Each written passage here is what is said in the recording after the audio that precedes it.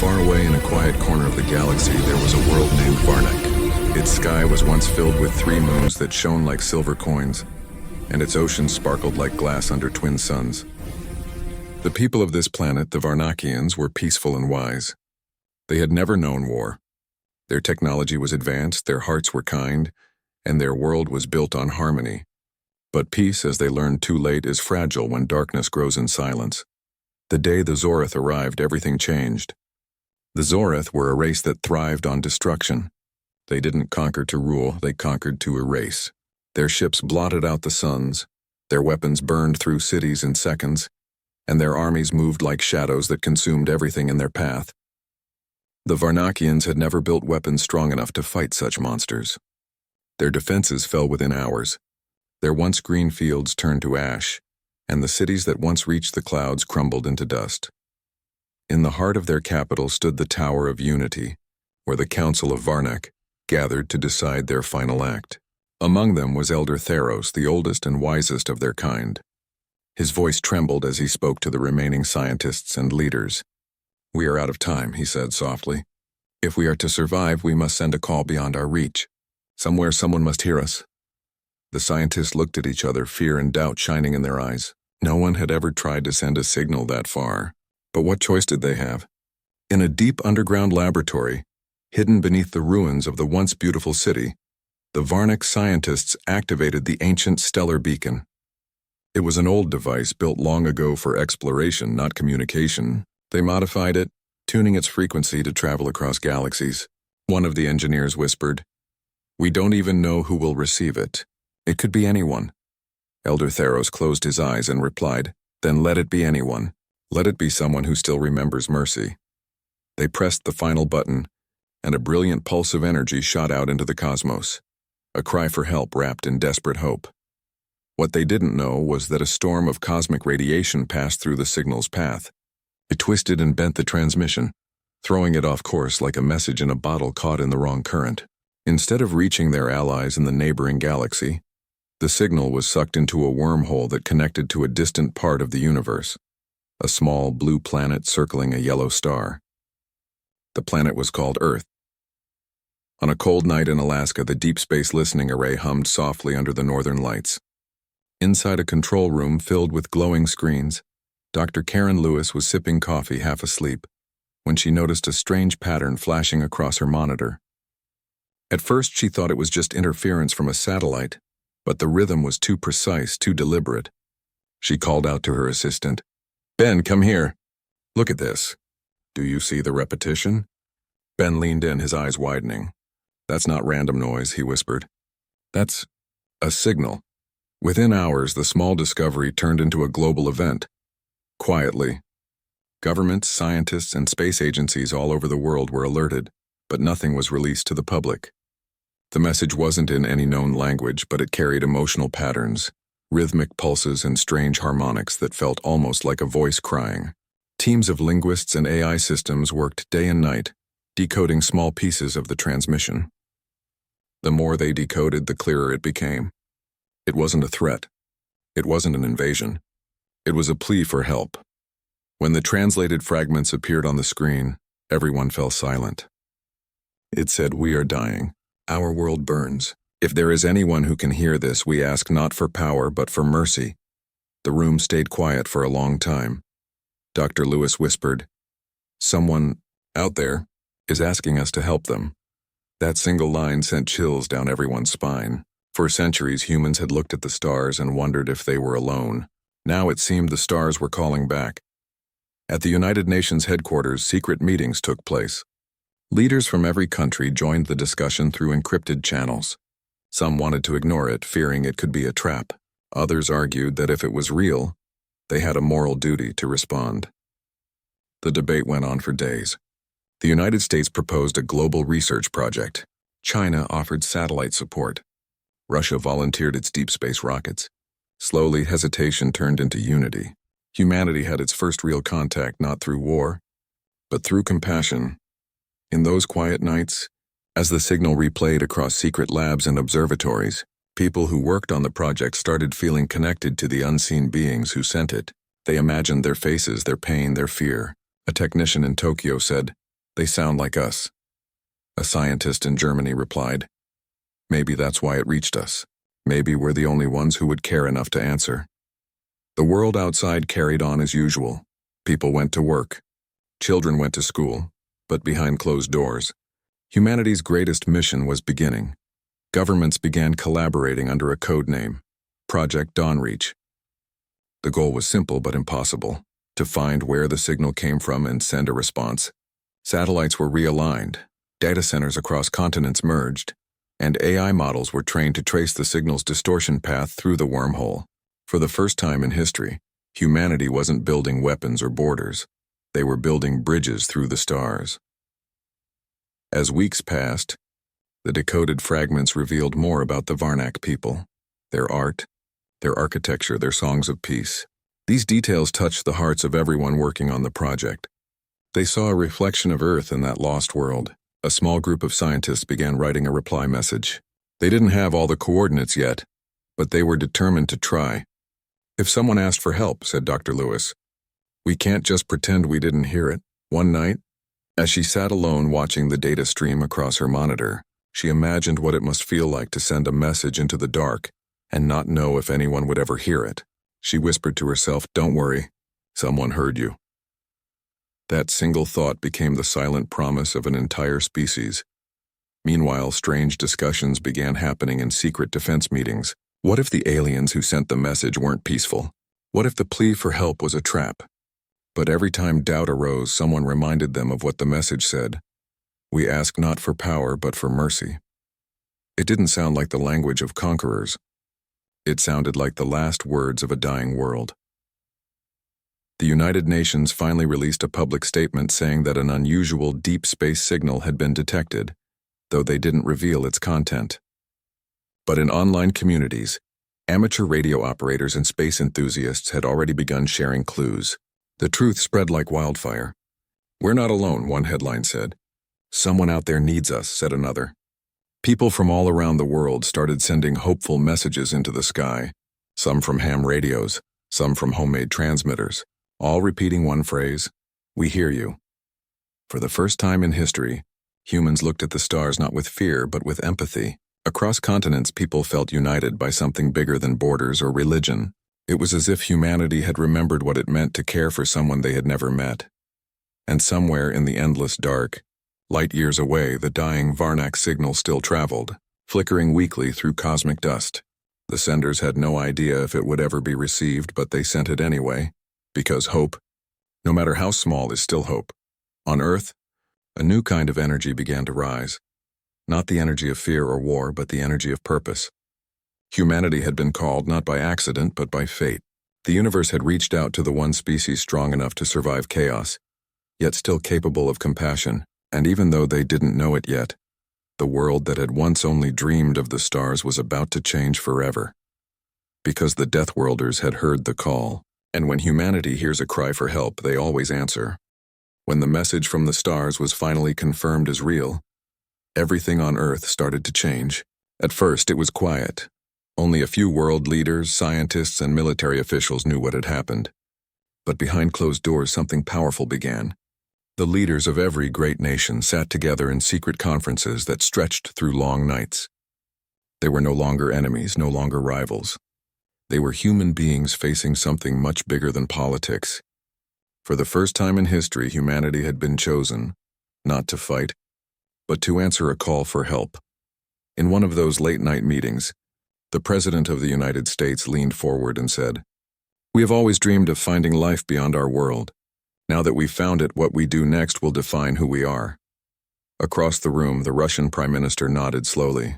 "If we turn away," he said, "then everything we've built means nothing." China's representative added, "This is not about nations anymore. It's about humanity." Within days, the plan was set in motion. The project that had started quietly in the Alaskan Observatory became a global operation called Project Dawnreach. Hundreds of scientists from every corner of the planet were invited to join. The world's largest space agencies, NASA, Roscosmos, ESA, CNSA, ISRO, united under one flag for the first time. Engineers from rival companies shared blueprints. Physicists who once competed now worked side by side, driven by the same question: Could they reach the ones who called them? The governments kept the true message hidden from the public, but whispers began to spread. People knew something big was happening. Satellites were being repositioned, large rockets were being built at unusual speed, and observatories all over the world were working day and night. Online conspiracy theories filled social media, but none of them came close to the truth. Humanity wasn't preparing for war. They were preparing for mercy. Dr. Karen Lewis became one of the leading figures of the mission. Her discovery had started it all, and now she worked with a team of scientists decoding the alien data. "We have mapped the signal's energy trail," she explained during a press briefing inside a hidden research base in Iceland.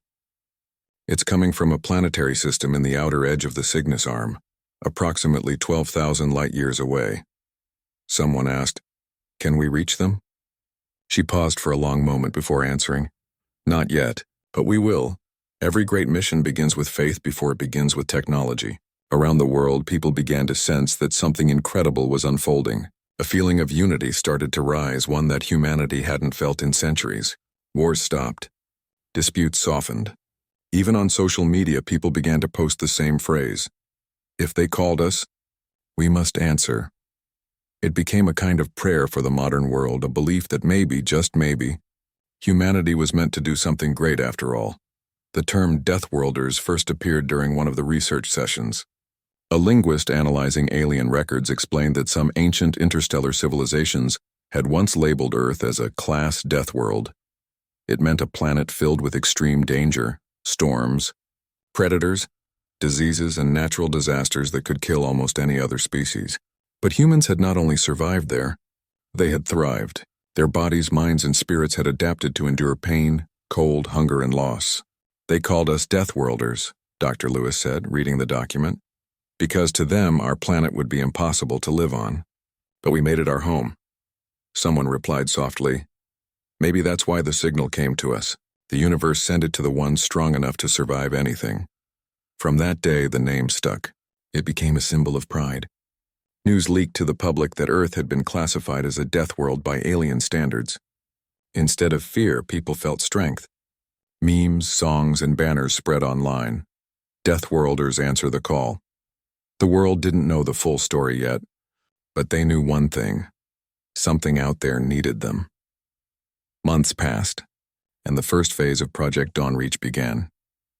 Scientists focused on two main goals: to send a reply and to begin building ships capable of traveling through the wormhole where the signal had passed. Space engineers from India designed gravity shields that could withstand intense radiation. German and Japanese teams developed engines that used compressed plasma. Elon Musk, now older but still passionate, offered his entire SpaceX fleet for modification. It was as if every dreamer, every inventor, and every scientist who had ever looked up at the stars suddenly found a purpose bigger than themselves. The message they planned to send was simple and clear. It contained images of Earth, oceans, forests, mountains, and faces of people smiling. It carried words in many languages, but one sentence was repeated in every tongue: "We heard you. We are coming." It wasn't about power or superiority. It was a promise. At the same time, human governments began organizing defense teams, not because they expected war, but because they didn't know what awaited them. The military worked alongside scientists to create protective suits and AI-guided drones for exploration. Medical experts prepared vaccines and adaptive nanotech for unknown diseases. Artists and linguists worked to design symbols that would express peace and unity. The entire planet felt like a giant heart beating toward one goal: to reach the ones who had called out. In classrooms, children learned about the project as part of their science lessons. Teachers told them, "We are not just from Earth anymore. We are part of something much bigger." People who had lost faith in humanity started to believe again. News anchors spoke of a new era, the age of contact. Even religious scholars from different faiths found harmony in the mission. A Muslim scholar said during a broadcast, "If Allah made the stars and filled them with life, then it is His will that we meet them with kindness." A Christian priest added, "Perhaps helping them is the reason we were made." Across all beliefs and nations, hope returned like light after a long storm, but not everyone agreed. Some feared the unknown. There were protests claiming humanity shouldn't interfere in alien affairs. "We can't even fix our own world," shouted one man on live television. Why should we play saviors to another? Yet despite the noise, the mission continued. The world was no longer guided by fear. It was guided by purpose. Inside a hidden base under the Nevada desert, engineers were constructing the first large-scale interstellar vessel, the Ark of Sol. Its metallic body gleamed like liquid silver, powered by nuclear fusion and surrounded by electromagnetic shields. It was designed to survive wormhole travel and carry hundreds of crew members. On its side was painted a simple symbol, a blue planet surrounded by 3 stars, and beneath it, the words, "For all worlds." Every worker on that project knew they were building history. One evening, as the construction lights flickered against the dark sky, Dr. Lewis stood on a viewing platform watching the Ark rise piece by piece. Her assistant asked her quietly, "Do you ever think we're being foolish? What if we fail?" She smiled faintly. "Maybe we will," she said. "But if someone cries for help and we don't try, then we've already failed." Meanwhile, the AI systems tracking the wormhole data made a shocking discovery. The signal's energy pattern was fading. It meant the planet that sent it might not have much time left. The news spread like fire through the teams. They worked without rest. No one complained about hours or pay anymore. Everyone was running against time. Humanity wasn't doing this for glory. They were doing it because someone out there was dying, and the thought of being too late was unbearable. At last, after months of preparation, the signal to reply was ready. Scientists gathered around a massive transmission tower in the Arctic, its giant dish glowing under the aurora. When the countdown began, everyone in the control room held their breath. Dr. Lewis placed her hand on the main console. "For all of us," she whispered and pressed the button. A beam of light invisible to the human eye shot through the sky, carrying humanity's first message to the stars. Across the globe, billions of people watched as the data stream began. No one knew how long it would take for the message to reach its destination. It could be years or centuries. But that didn't matter. The important thing was that they had answered. Humanity had spoken.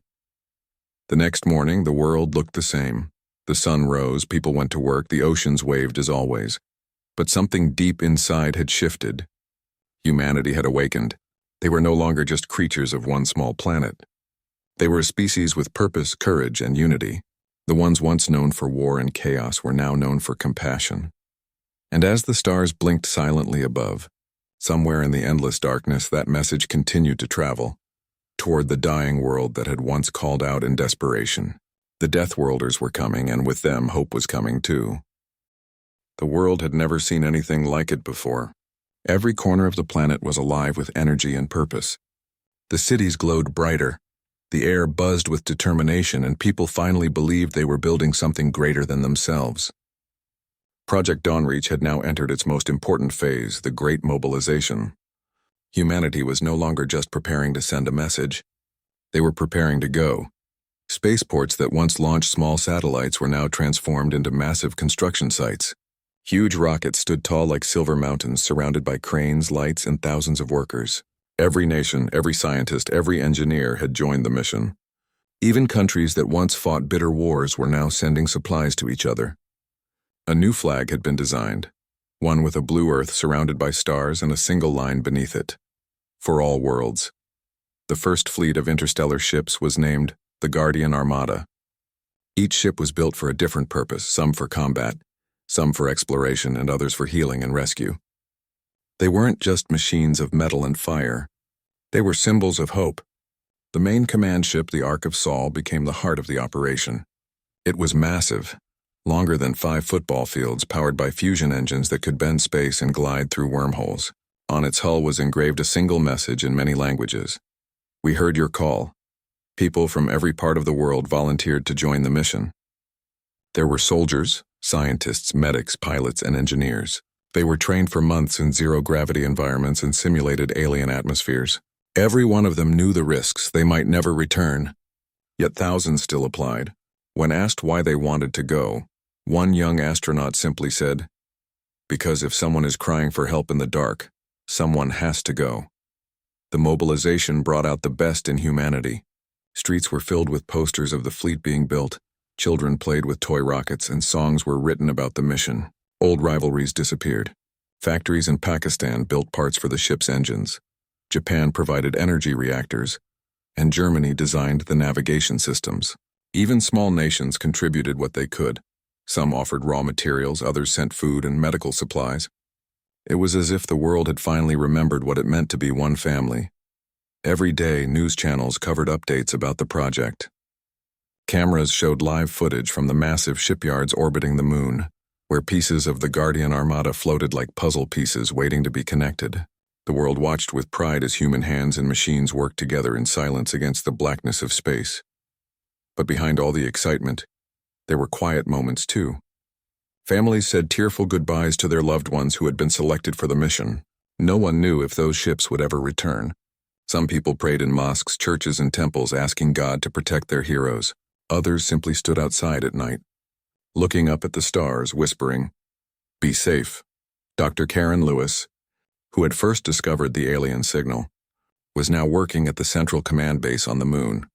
She oversaw communications and navigation for the entire fleet. Sometimes, when she looked out through the observation window, she could see Earth hanging like a glowing jewel in the dark. She often thought about how small and fragile it looked. "We're leaving our home," she told her assistant one night, "not to conquer, but to care. That's what makes us human." The training of the crew was intense. They learned how to fight in zero gravity, how to repair systems during emergencies, and how to communicate without words, using light and symbols, just in case the aliens they were going to help didn't understand human speech. Medical teams developed new drugs that could adapt to alien biology. Even the food was redesigned for deep space travel, created from nutrient gels that could last for decades. Every possible detail was planned, tested, and improved. As the launch date drew near, the sense of unity across the planet grew stronger. People didn't just see themselves as citizens of countries anymore. They saw themselves as citizens of Earth. A teacher in Kenya told her students, "One of those ships will carry our hope." A farmer in Brazil donated his entire year's harvest to the mission's food reserves. In Paris, thousands gathered at midnight to release paper lanterns into the sky, each one carrying a message. Safe travels? Guardians. When the first completed ship, Sol's Reach, rolled out of the lunar dockyard, there was a global celebration. The ship's engines lit up with a blue glow that shimmered like ocean light. Billions of people watched live as the announcer said, "For the first time in human history, we are ready to leave our cradle. Not for war, but for mercy." Around the world, people cheered, cried, and prayed, but not everyone felt only pride. Some feared what might happen next. There were voices that said humanity was rushing into the unknown. One scientist warned on television, "We don't know who these aliens truly are.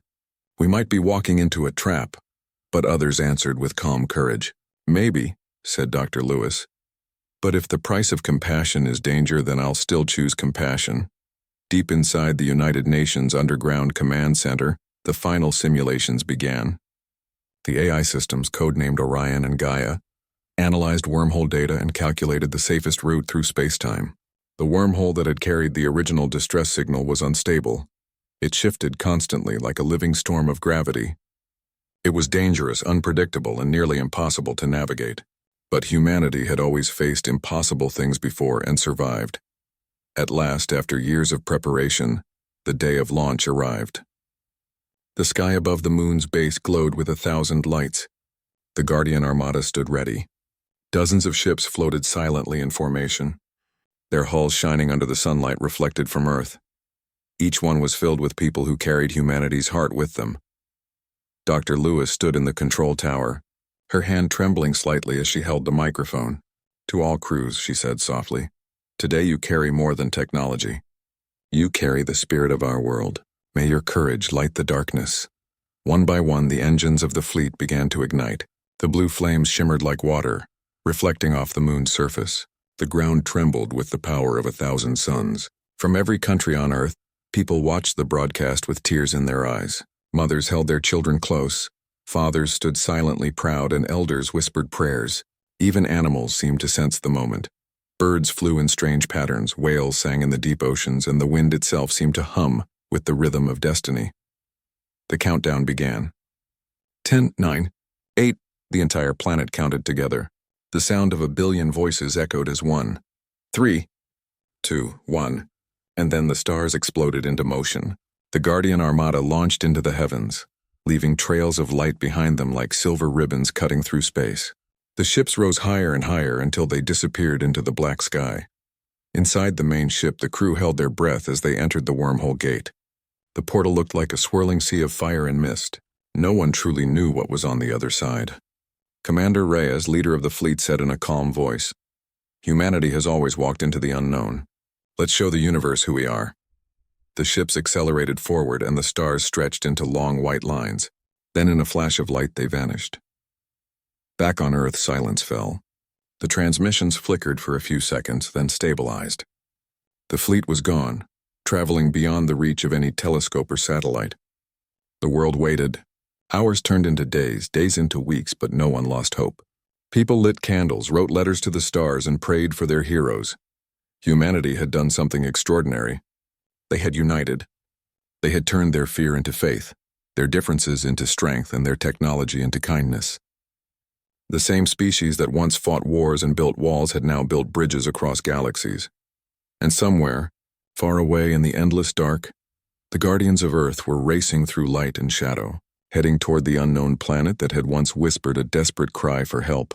They didn't know what they would find, life or death, hope or ruin. But they went anyway. Because that's what humans do. When someone calls for help, they answer, always.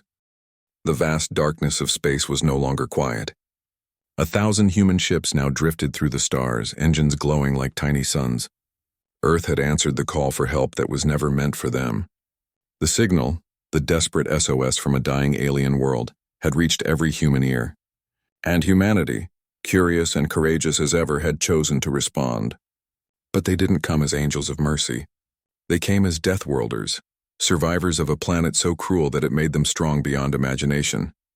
The alien race called the Varen had sent the message in a last act of despair. Their once beautiful world was burning under the invasion of a ruthless empire known as the Krith Dominion. When their signal reached Earth, the Varen had hoped for diplomats, scientists, maybe healers. What they got instead was a fleet of warriors, humans trained by centuries of war, pain, and progress. To the Varen, humanity's arrival looked like a storm of steel and thunder. Commander Elise Hart stood on the bridge of the flagship Valiant Dawn. Her eyes were sharp, her voice calm, but inside her heart beat fast. The first contact had gone wrong, terribly wrong. When the human ships entered the Varen system, their weapons and armor had been misread as signs of aggression. The Varen defense grid had opened fire instantly, terrified that the Deathworlders had come to finish what the Krith Dominion had started. But humans didn't retreat. Instead, they defended themselves with precision. Their weapons roared, cutting through the alien skies, but Elise gave strict orders, non-lethal strikes only. "We came to help," she had said over the comms, "not to destroy." After hours of chaos, the Varen finally realized the truth. The human fleet wasn't there to conquer. They were answering the SOS. That misunderstanding became the first test of trust between two species from opposite corners of the galaxy. Days passed. Human engineers began rebuilding what the Krith had burned. Varen cities, once shining, now stood in ruins. The air smelled of smoke and loss. Children hid in underground shelters, afraid to look at the newcomers with metal suits and hard eyes. To them, humans looked like monsters, tall, scarred, and filled with energy that seemed too wild to be real. But one small act changed everything.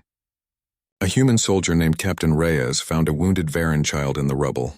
The child's skin shimmered like crystal and its breathing was weak. Without hesitation, Reyes dropped his weapon, knelt beside the child, and used his medical pack to save its life. The scene was caught on a local transmission, spreading across the planet within hours. For the first time, the Varen saw that the Deathworlders were not monsters, they were protectors. The news reached Elise, who smiled for the first time since they had arrived. Humanity had a strange reputation across the stars. Many civilizations saw them as reckless and violent, shaped by a dangerous world where everything tried to kill them. But that same world had given them something rare, empathy born from suffering. Humans understood pain. They knew what it meant to fight for life, and that made them powerful allies. While the engineers worked, human scientists studied the Krith Dominion's attack patterns. The Krith were not ordinary enemies. They were conquerors who absorbed weaker species into their empire, feeding on resources and labor until nothing remained. The Varen had resisted for too long, and now their world was dying. Elise stood before her team one evening, her voice echoing in the command hall. "We can't just fix their buildings," she said. "We must teach them how to fight back. If they fall again, everything we rebuild will be lost." Her words ignited something inside the crew. The Deathworlders began training the Varen to defend their planet. It wasn't easy. The Varen were peaceful by nature, their hands built for art and science, not war. But the humans showed patience. They taught strategy, courage, and unity. Slowly, the fragile hope began to bloom. In the nights that followed, fires glowed across the Varen plains, not of destruction, but of camps where humans and aliens trained side by side. The language barrier broke through gestures, laughter, and shared struggle. A Varen scientist named Talus worked closely with Elise, fascinated by how humans adapted to every hardship. He once said, "Your world made you strong because it wanted to kill you. Ours made us soft because it loved us. Maybe together we can find balance, but peace never lasts for long." The Krith Dominion had detected human interference. Their massive war fleets turned toward the Varen system like a swarm of shadows. When the first sensors picked up their approach, the air in the command center grew cold. Elise's eyes hardened.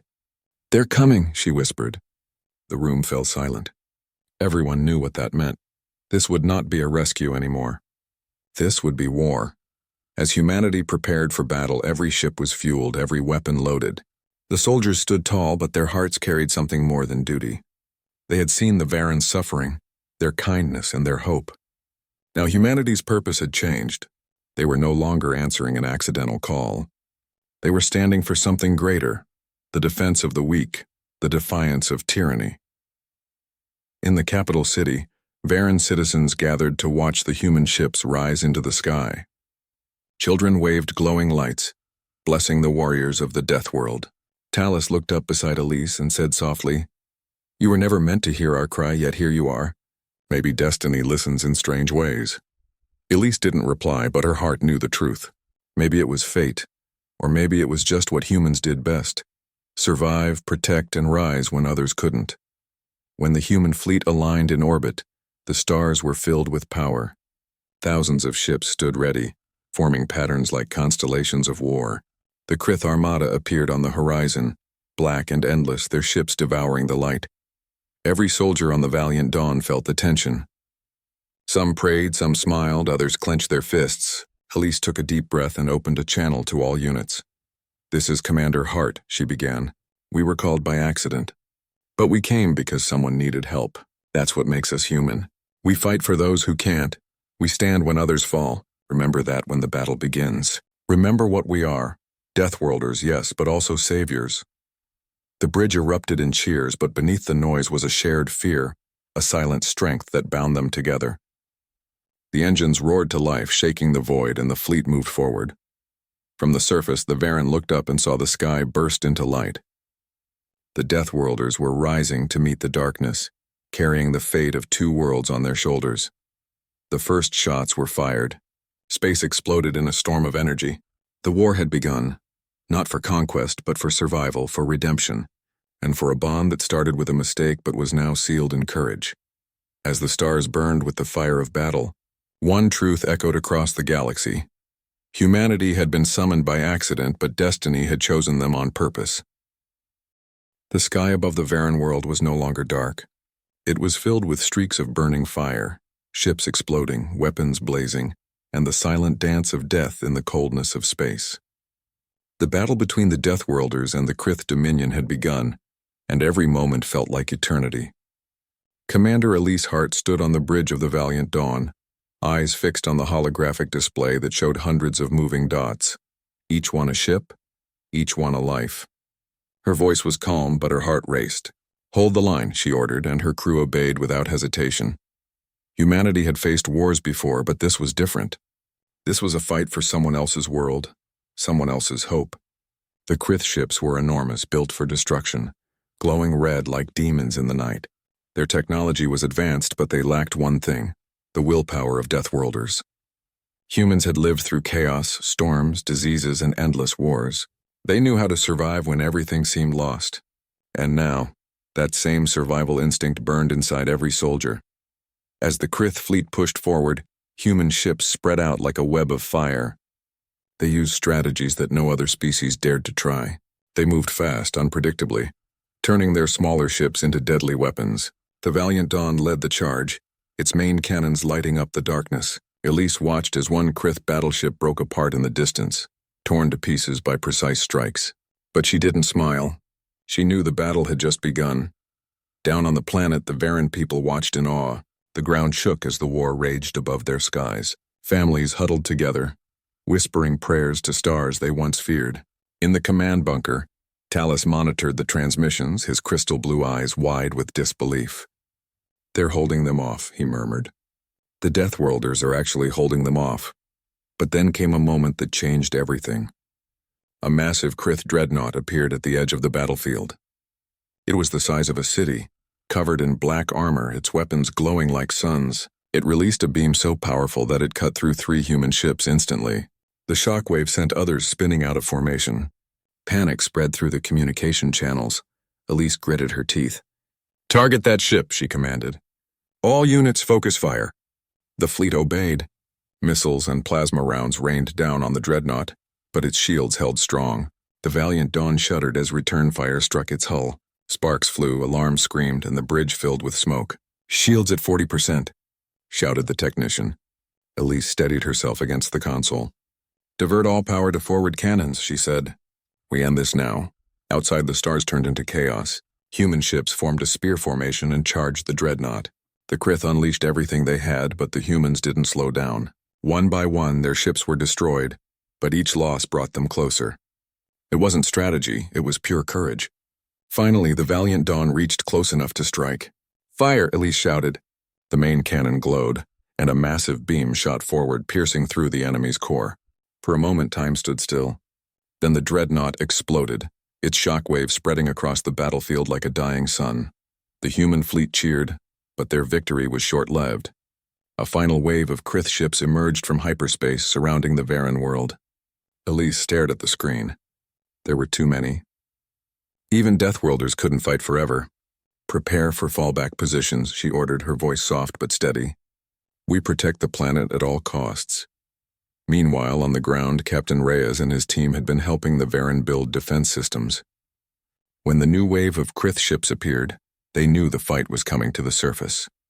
Explosions lit up the horizon as drop pods fell from the sky, releasing waves of Krith soldiers. The Varen, once gentle and afraid, now stood beside humans, weapons in hand. Their eyes no longer showed fear, they showed determination. Reyes looked at the young Varen child he had once saved, now standing with a small blaster in trembling hands. "Stay behind me," he said. The child nodded but didn't hide. The battle for the surface began. Human Marines and Varen defenders fought side by side, their voices mixing in a chorus of defiance. The air was filled with fire, dust, and the sound of courage. Up above, Elise received a transmission from Talus. His voice was urgent. "Commander, we have found something. A way to disable their ships." He explained that the Krith fleet relied on a shared energy frequency, and if they could overload it, they could disable the entire armada. But there was a cost. The device had to be activated manually from space inside the energy storm of the Krith core. It was a suicide mission. Elise didn't hesitate. "Prepare the coordinates," she said quietly. "I'll do it." Her crew turned to her in shock. "Commander, you can't!" shouted her second officer. "If you go, you won't come back." Elise smiled faintly. "If I don't, none of us will." She left the bridge and headed for the launch bay. As the Valiant Dawn continued to fight, Elise entered a small fighter ship. She looked out at the stars one last time. The voice of her crew came through the radio, trembling but proud. "For Earth and for the Varen," they said. Elise took a deep breath. "For all of us," she whispered and launched into the void. Her fighter moved like lightning, dodging enemy fire. She broke through the front lines, heading straight toward the massive Krith power core. The closer she got, the more her systems began to fail. Lights flickered, metal groaned, and alarms screamed. But she didn't stop. Memories of Earth flashed in her mind. The blue sky, the laughter, the pain, the survival. She thought of Reyes, of the child, of the people who had learned to fight back. "Not today," she said softly. "Not while we can still stand." Finally, she reached the center. The core pulsed like a living heart surrounded by darkness. Elise armed the device and activated the sequence. "This is Commander Hart," she transmitted to all channels. "Tell them we kept the promise." And then, with a calm smile, she pushed the final button. The explosion was silent in the vacuum of space, but bright enough to outshine the stars. The Krith ships froze mid-flight, their systems collapsing. One by one, they fell into stillness, drifting like broken shadows. The humans and Varen watched from below as the sky cleared, leaving only the fading light of the blast. Silence followed, deep and heavy. The Valiant Dawn was gone. The communication lines were empty. And then, slowly, the realization spread. Elise had saved them all. Reyes stood on the battlefield, blood on his armor, smoke rising around him. When he saw the enemy ships fall, he dropped to his knees, tears mixing with dust. The Varen gathered around him, their voices soft. "The Deathworlders. They did it," one whispered. Weeks passed. The Krith Dominion withdrew completely, their empire shaken by the loss. The Varen world began to heal. Humans helped rebuild once more, but this time, the Varen worked beside them as equals. Together they planted gardens where craters had been. Children played again under open skies. In the rebuilt capital, a monument was raised, a statue of Commander Elise Hart, standing tall, hand extended toward the stars. At the base, an inscription read, "She answered a call not meant for her world but gave everything to protect it." Talus often stood before the statue at night, his eyes reflecting the starlight. "You changed us," he would whisper. "You taught us what strength really means." Humanity eventually returned to Earth, but their bond with the Varen never broke. They shared knowledge, culture, and friendship that crossed galaxies. And somewhere, deep in the records of the stars, the story of the Deathworlders spread, a legend of a species born in pain but capable of infinite compassion. Years later, the young Varen child, now a leader, stood before a new generation and told them, "Once we sent a message of fear, but the ones who answered were not destroyers, they were guardians. Remember this. Even in the darkest places, there are those who will fight for the light." The stars continued to shine, carrying the memory of that day, the day aliens accidentally called the Deathworlders for help, and humanity rose not as monsters, but as protectors of the galaxy. And somewhere in the silence of space, it felt as if Commander Elise's voice still whispered through the stars, proud and eternal. "We came because someone needed help. That's who we are."